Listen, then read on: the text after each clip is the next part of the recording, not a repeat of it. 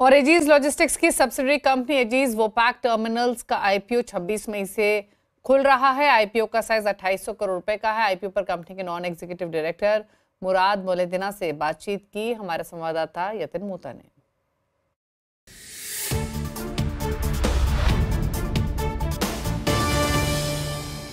2800 करोड़ आप रेस कर रहे हैं आईपीओ के जरिए, तो कौन से प्रोजेक्ट्स यहाँ एक्सपैंड करेंगे आप और किस तरीके से आईपीओ प्रोसीड्स यूज होंगे? तो हमने जो एक्सपेंशन अभी की है मई 22 से मई 25 में, that was on the back of date, because हमको रुकना नहीं था कोई भी चीज के लिए। अब जाके हमको लगा कि अब बारी है इक्विटी इन्फ्यूजन की, तो वो इक्विटी इन्फ्यूजन से हम वो रीसेट कर देंगे जीरो पे। सो सारी बोरोइंग जो है 2016 करोड़ बैंक से जो ली है वो पे ऑफ हो जाएगी, because this is a primary equity issue. ये सारा कंपनी में पैसा आना है और हम बैंक को पैसे देके वो बोरोइंग चला जाएगा, इंटरेस्ट एक्सपेंसेस चला जाएगा, और बाकी 671 crore we are going to pay for one cryogenic terminal जो हमारा कमीशन हो रहा है मैंगलोर में, उसका बैलेंस पेमेंट है। तो 671 करोड़ तो हो गया 2682 crore is gone and balance will be general corporate purpose, वो जो 118 करोड़ जो बचेगा। बट देखिए, अगर हम अर्निंग्स वाइज देखें तो आपकी जो हिस्टोरिकल अर्निंग्स हैं उस पे लोगों को आईपीओ महंगा लगता है। ऑब्वियसली आपके एबिटा मार्जिन सुपीरियर हैं, आपने काफी सारे प्रोजेक्ट सक्सेसफुली एग्जीक्यूट किए हैं, तो क्या करंट वैल्यूएशन जस्टिफाई करेगा? कौन से नए प्रोजेक्ट्स और मोर इम्पोर्टेंटली क्या ये ग्रोथ सस्टेनेबल रहेगा यहाँ से?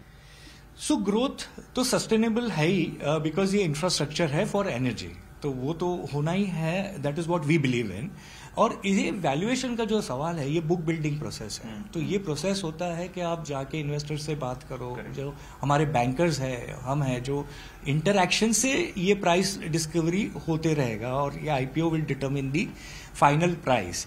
So we have come with this range after meeting investors, और फिर बैंकर्स लोग को जो कॉन्फिडेंस आया है प्राइस बैंड का, वो उन्होंने रिकमेंड की है, बोर्ड ने वो एग्री किया है। So that is the price that we are going in.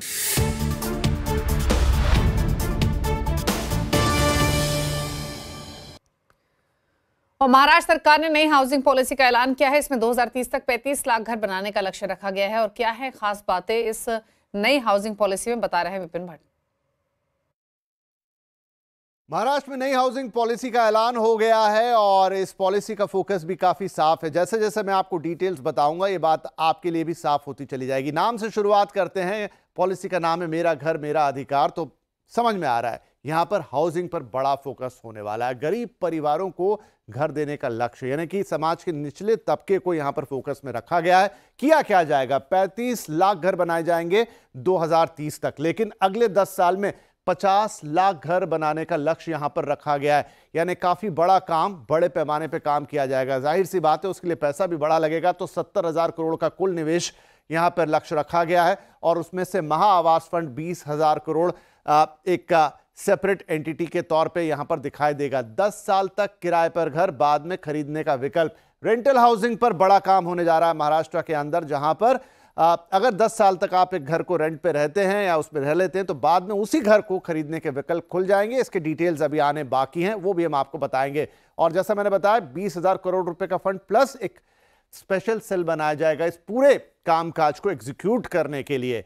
Maharashtra housing policy की एक और बड़ी बात है कि नए घर के साथ अब स्लम रिहेबिलिटेशन, सेल्फ डेवलपमेंट, इस पर भी काफी ज्यादा जोर होगा। बहुत सारी सोसाइटीज हैं जो अब बहुत पुरानी हो गई है, वहां पर कैसे रीडेवलपमेंट का काम शुरू किया जाए। एक और पॉलिसी जो कि महाराष्ट्र की एक स्पेशल पॉलिसी है क्लस्टर रीडेवलपमेंट की, जहां पर अलग अलग सोसाइटीज को उनकी जमीन को इकट्ठा लाकर रीडेवलपमेंट किया जाता है। तो पीपीपी मॉडल पे काम होगा, स्लम फ्री बनाने पर जोर होगा। इंडस्ट्रियल एरिया में 10 से 30% जमीन कर्मचारियों के लिए होगी। इससे क्या होगा? इससे वॉक टू वर्क जो कल्चर है उसको बढ़ावा मिलेगा, ज्यादा ट्रैवल नहीं करना पड़ेगा लोगों को। इन्वायरमेंट फ्रेंडली और मॉडर्न बिल्डिंग्स बनाई जाएंगी, यानी जो नेचर को सूट करे। और साथ में मॉडर्न बिल्डिंग से यहां पर मतलब है कि जो कैलेमिटीज को झेल पाए, मसलन कभी सुनामी का डर हो या कभी भूकंप का कोई प्रॉब्लम हो, इसको सस्टेन कर पाए, ऐसी बिल्डिंग्स, फ्यूचर रेडी बिल्डिंग्स बनाई जाएगी। किसको प्राथमिकता मिलेगी, ये बहुत इंपॉर्टेंट है। देखिए यहां पर जाकर पॉलिसी का फोकस साफ हो जाता है। लोअर और मिडिल इनकम क्लास को यहां पर फोकस में रखा गया है। कामकाजी महिलाएं, उनको भी पूरी प्राथमिकता दी जाएगी। सीनियर सिटीजन्स भी यहां पर ध्यान में रखे गए हैं।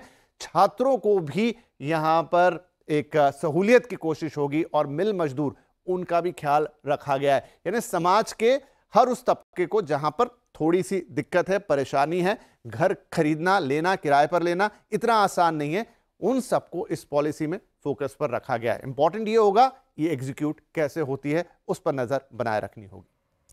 तो ये थी महाराष्ट्र हाउसिंग पॉलिसी की तमाम डिटेल्स, लेकिन आगे